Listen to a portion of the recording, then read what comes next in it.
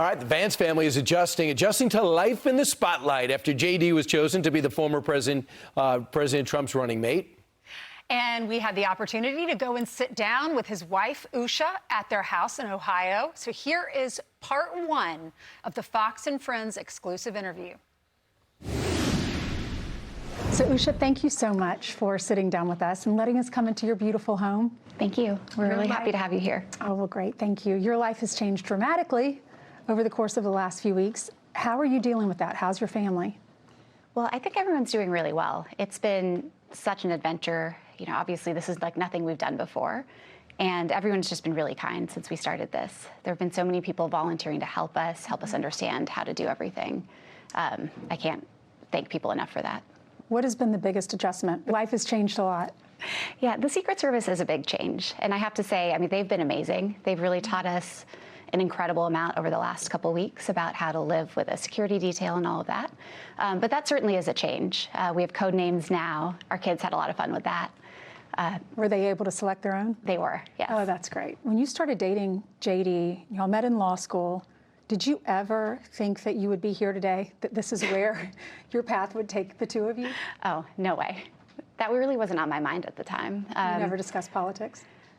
You know, we talked about the things that we were interested in. We talked about the issues of the day or things like that. But planning a life like this was just not on the horizon. I was planning to become a lawyer and practice. He, at one point, was planning to do the same thing. And then we talked about having a family and about where we'd like to live and how we'd like to spend our time and all of those sorts of things. From before he announced his Senate candidacy through his Senate candidacy, we had a lot of serious conversations because, you know, we do have 3 children, and giving them a stable, normal, happy life and upbringing is something that is the most important thing to us. The weekend before the convention, we saw Donald Trump on stage and he was shot. And then a few days later, he announces JD as his running mate. I'm sure that had to be hard for you. How did you get through that? Yeah, well, I mean, it was obviously terrible, and I'm really grateful that President Trump was all right at the end of it. And of course, he had a Secret Service detail that was really looking out for him and was able to get off the stage and all of that. So, I mean, just seeing that was incredibly shocking, I think, for everyone. From a personal perspective, I guess I try not to worry too much about that. We've been really lucky. The people who are here, they're just amazing. And I don't know how they do what they do, the Secret Service detail. So I just trust in the fact that most people, the vast majority of people out there, would never think of doing anything like that. And there are a lot of people who have our backs. Some political families decided to keep their children out of the press or even off the stage at conventions or at inaugurations. Have you all talked about that? What do you think you'll do with the children? Oh, yeah, we have talked about that. They weren't very visible at the convention. They were off sightseeing in Milwaukee, which they actually really loved. But I think what we're going to do is continue to keep them, let them have their lives as children, which I think they really deserve, and let them spend lots of time with their father. And if that's sometimes seen by other people, great. And if it's other times private, great. But I don't think we expect to make them a real feature of any of this. It was reported that you helped JD with his convention speech, and y'all wrote it in the hotel room, and that he helped you with yours. I actually just wrote mine without his help because I wanted him to hear it for the first time when I got down there to say it to him. Though we do all sorts of stuff like that together. In his case, he worked on it a lot by himself, but I listened to him deliver parts of it, and I gave him my thoughts about where I thought, you know, where I thought he might tweak this or that, or where I thought it was missing something, or where a family story that he might want to convey, he might have forgotten. Maybe you should add that one in, that sort of thing. And that's really fun. I mean, that felt like a really lucky opportunity to get to be a part of that. You did a great job at the convention. Your speech was beautiful. How did you prepare for that? And were you nervous? What was it like to be on national television, thrown into the spotlight in front of tens of thousands of people? Well, I was definitely nervous, but I was mostly nervous when I found out about it because, of course, we didn't know we were going to be there. So there was a moment of nervousness, a little bit of, can I get out of this? I don't know if this is a great idea. And then the morning, actually, of those remarks, of the introduction, I sat down and just started writing what I might like to say. And that really helped. Once I had this opportunity to put on paper the way that I felt about JD and get to say something about him that other people couldn't say, then it all kind of evaporated. And so it was kind of fun at that point to think, I'm going to go say these things and let people know what I think about him and why he's so special. What about the ups and downs of politics? Are you prepared for that? I know you've had a taste of it here as when he was a senator, but this is a huge role. Have you talked to Melania? Have you gotten advice from anyone? I've gotten advice from various friends who found themselves unexpectedly in the spotlight or, honestly just faced crises or other situations that really changed their plans for their lives. We have wonderful friends, many of whom I've known since I was very, very little, and they have just been here for us. And we know what matters to us in our personal lives, in our family lives. And so focusing on that, I think, helps weather all of these ups and downs. What is some of the advice they've given you? Well, one really good piece of advice that someone gave me is just not to read the news that much. And it's not burying your head in the sand or anything like that. It's just, JD's out there, he's talking about all sorts of things, he's thinking all sorts of things, and I just think he deserves to have someone in his life who hears it straight from him and doesn't just hear what other people are saying about him all the time. And so I think that really helps. What about the negative press? How does that affect you? Well, that can be hard, and sometimes I don't see it all, and sometimes I do see it, and I look at it and think, well, this is not the JD I know. This is not accurate. And other times it might spawn discussions or thoughts about what we should do next or how we should live. But I think we've been doing this now for a little while, and I've gotten kind of accustomed to it and grown a bit of a thick skin to it. And so I just try to not let it affect the way that I live. There are a few comments that are out there that I have to ask you about. In 2021, JD said, "We are effectively run by a bunch of childless cat ladies, taking aim at government leaders who don't have children." What was your reaction? Well, I mean, I took a moment to look and actually see what he had said and try to understand what the context was and all that, which is something that I really wish people would do a little bit more often. And the reality is, he made a quip in service of making a point that he wanted to make that was substantive, and it had actual meaning.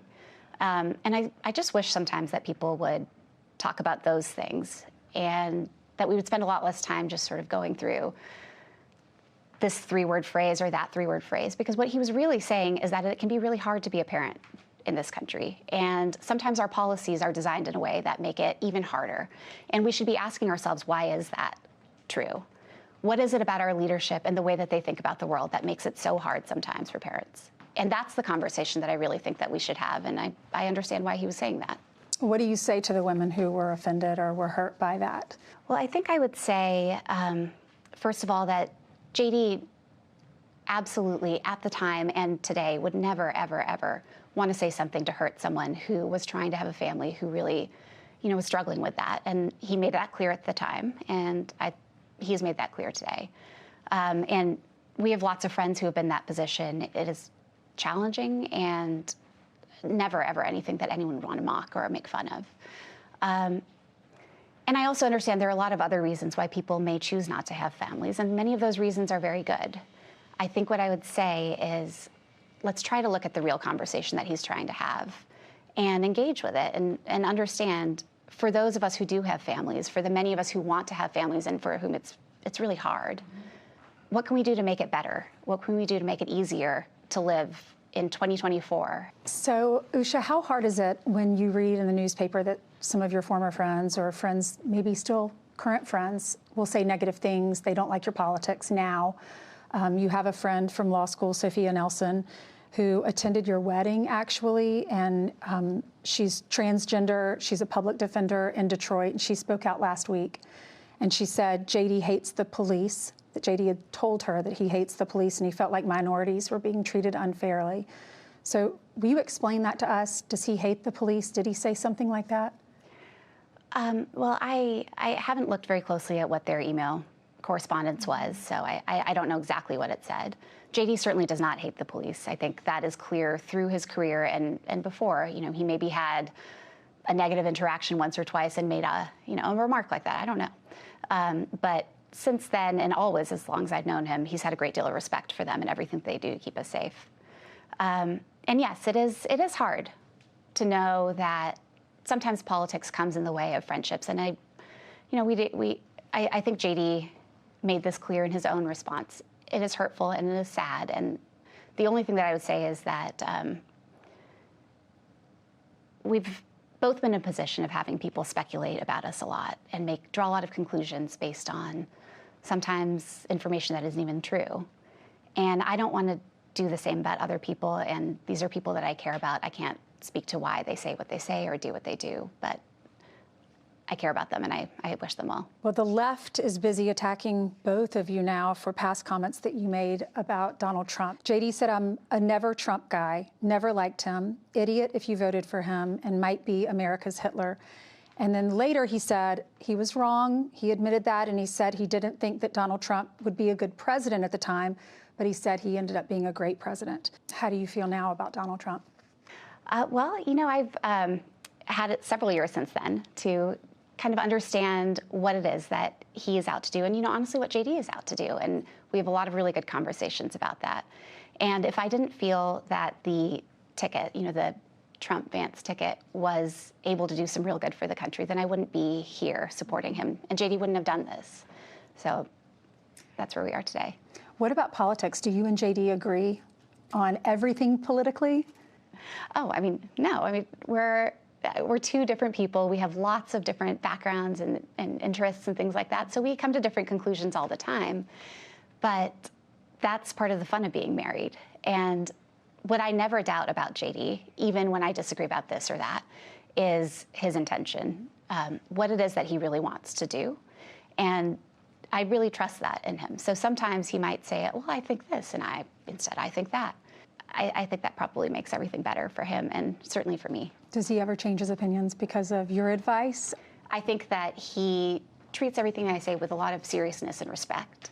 And that becomes a part of the way that he thinks about things, as is true for me. The way that he talks about things and the conclusions he comes to really shape the way that I think about things. So there's a nice give and take, but I think it's a pretty happy one. Let's talk about JD's life. You met in law school. Mm-hmm. He was in the Marines and then went to undergrad, and then law school, and that's where you met. Yeah, well, we met in totally normal circumstances. We were just friends. We had all our classes together in the first semester, and then as time passed, eventually we started dating. But it was a very sort of normal, liked who quiet. First? I think it went JD to me first, but I wasn't too far behind. Okay, that's really cute. Did y'all study together and help each other get through law school? We did. We would do a lot of stuff together, so we were always hanging out. What about his military experience? He was in the Marines. How did that shape his life? That was really transformational for him. Like, he learned just basic skills about how to live, how to carry himself as an adult that he hadn't had before. So there was that. And then I think the process of becoming almost a family with people from all around the country, many of whom had just radically different backgrounds from him, that was also really important. And those are some of his best friends today. I know the importance of family in society has been part of his platform. Can you explain that? Why is that important to him? Well, I think it really comes from this background. It comes from the fact that he knows that he would not be anywhere near where he is today if he hadn't had family members who were looking out for him every step of the way. I think it comes from seeing my family and knowing that the stability and sort of calm that I provide in our family life comes from, all of the support that I had, just the faith that things would be okay because I had people behind me. I think that JD needs family to thrive. I do.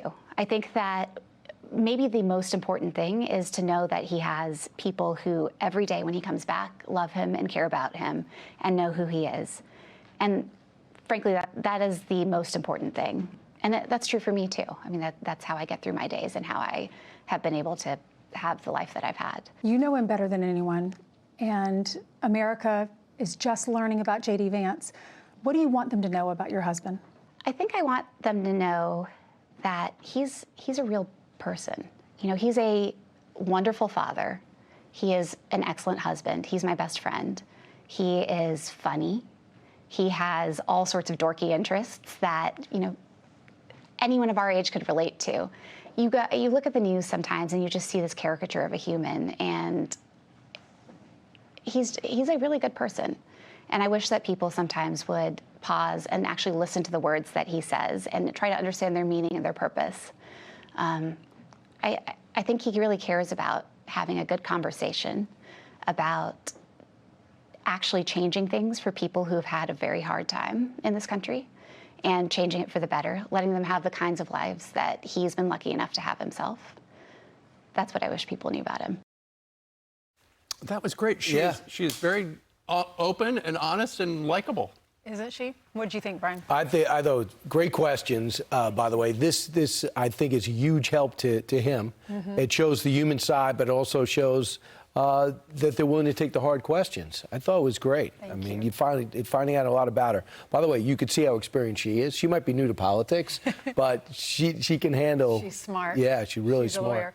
I have great respect for their family. I have great respect for the wife. When you interview a candidate spouse, could be a husband or could be a wife, because they didn't sign up for this. Right. The spouse did. So I'm really glad that she invited us into her home so that we can all get to know her. America wants to know what she's like, what their relationship is like. Sure. And it's always nice to interview. Yeah. And they've only been in the spotlight in this kind of way for a couple of weeks. Right. And, you know, she had great answers to some really hard questions. Right. And not just for selfish reasons. I'm glad that she decided to come out very quickly.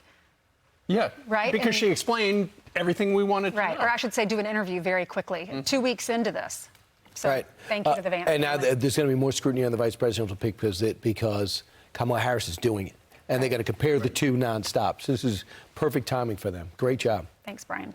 I'm Steve Ducey. I'm Brian Kilmeade. And I'm Ainsley Earhardt. And click here to subscribe to the Fox News YouTube page to catch our hottest interviews and most compelling analysis.